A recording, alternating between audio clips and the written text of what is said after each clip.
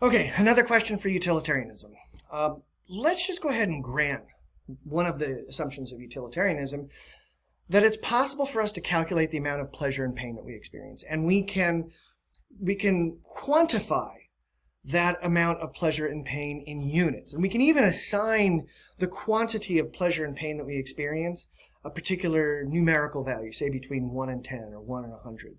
And let's grant the other utilitarian assumption that, generally speaking, more pleasure, less pain. These are good things. We want more pleasure. We want less pain. And we pursue these things because we think they're good to have in our lives. We might even say that pleasure is a good in life. It's one of the things that makes life worth living. And let's grant the other utilitarian assumption that, generally speaking, we can fairly reliably predict what's going to happen as a consequence of our actions. That, sometimes there are those kind of hold my beer moments where we don't know what's going to happen. And other times when we just don't know enough about what's going on to be able to predict what's going to happen as a result of an action. But that, generally speaking, we have a pretty good idea about what's going to happen if we do a particular thing. If we didn't, we wouldn't really be able to function very long. Okay, so granting all of these assumptions, there's a question for us. Are pleasures and pains really comparable? And what I mean by that is this, there's certain things that you choose to do. There's certain actions that you take that result in you experiencing some amount of pleasure. Let's say that you choose to do one thing that results in 5 pleasure units. And then you do something else, something totally different. And it also results in you experiencing pleasure. And it also results in you experiencing 5 units of pleasure. So now, is it really the case that the different kinds of pleasures that come about as a consequence of our actions that have the same numerical value are equal? Does the number that represents the quantity of pleasure tell us all we need to know in order to decide what to do, which pleasure to pursue? Now, Jeremy Bentham says yes. Jeremy Bentham says yes, we're all about the quantity. But John Stuart Mill says no, it can't just be about quantity. It has to also be about quality. Okay, so now we have to think about this. Well, what does it mean to say that pleasure has a quality? Well, let's say this. Let's say that action A is going to result in 5 units of physical pain. And action B is going to result in 5 units of psychological pain. Okay, so the same quantity of pain, but very different kinds of pain.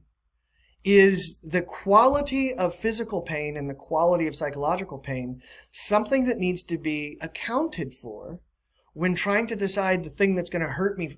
When trying to decide, I have a bad option in front of me.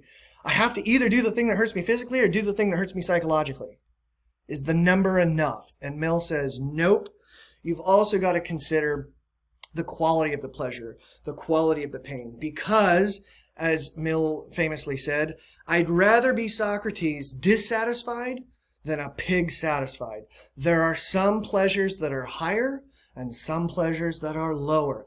The pig living the piggiest life, there's all kinds of things I could say here. The pig living its best pig life, right? He's just rolling around the muck and the slop, and he's happy as any pig could ever possibly be.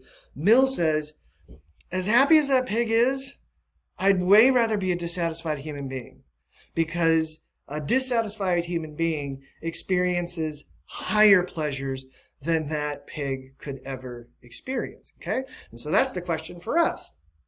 Is that really the case, as Mill claims, that some pleasures are higher than others? Or is it the case that all pleasures are actually equal and the individual preference is all that amounts? In other words, that quantity is really all that we have to take into account. It's not the quality of the pleasures. And when I think about this, I reflect on an experience I had with my daughter back when that video game Skyrim came out back in, 2015 or something like that. I don't remember. It must not have been that late. Anyway, she was about 15 at the time. And I remember she would sit there and play this game for hours. And one of the things she would do is that she would just wander around the Skyrim landscape, wander up and down the mountains, down the creeks and so forth, just walking around, looking at stuff. And I would go into this fit of apoplexy because I'm watching her sit in front of this television screen with an avatar wandering around a virtual forest. And literally, if she just turned her head to the left, she didn't have to get up off the couch. If she just turned her head to the left, she would be staring at the Arcata Community Forest. right? And so I would say to her, it's like, hey, instead of wandering around Skyrim with your virtual character, why don't you go across the street and walk in a real forest? And she'd be like, that's okay. No, you go do that. You like that. That gives you 5 units of happiness, pleasure. This gives me 5 units of happiness, pleasure. Go about your business, right? And so it raises this question. It's like, okay, video games are fun to play. The video games bring a certain amount of pleasure to them. I get that, totally. But is the quality of pleasure that we get from walking through a virtual landscape the same as the quality of the pleasure that we get from walking through an actual landscape, okay? NASCAR events have got to be a blast, right? There's got to be all kinds of kooky people there. There's cars racing really fast. It's super exciting. You can probably have a pretty good experience going to a NASCAR experience without even having a whole bunch of knowledge about what actually is all going on that makes the NASCAR event possible, what makes those cars. You don't have to be an expert mechanic to be able to appreciate a NASCAR race.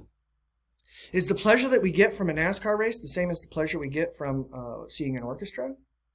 Now, Bentham is going to push back and say, hey, don't yuck my yum. If I like going to NASCAR races and that gives me 5 units of happiness points, pleasure points, and you get 5 units of pleasure points from going to the orchestra, to each our own.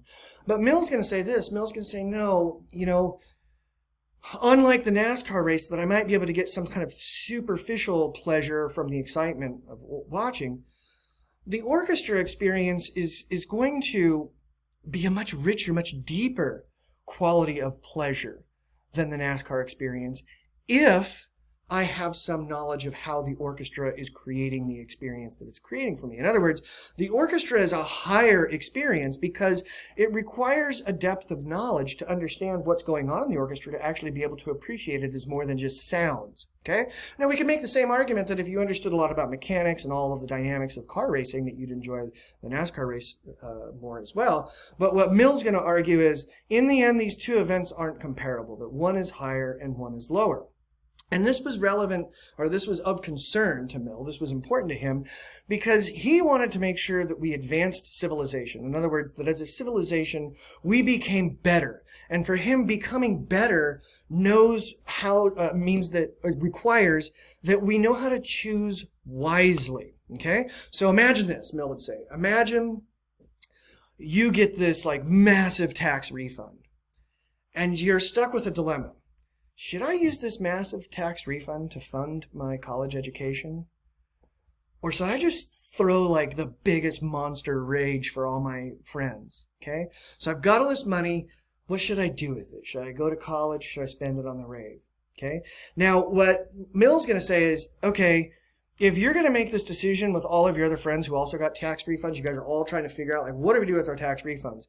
You're going to have to vote. Okay? And what Mill would say is, but among this group of people that's going to be voting what to do with their tax refunds, only the competent get to have a say. Only the competent get to have a vote. And what Mill means by that is this, is that if you're going to decide how the tax refund is going to be spent on college or on a rave, you need to have experienced both college and a rave.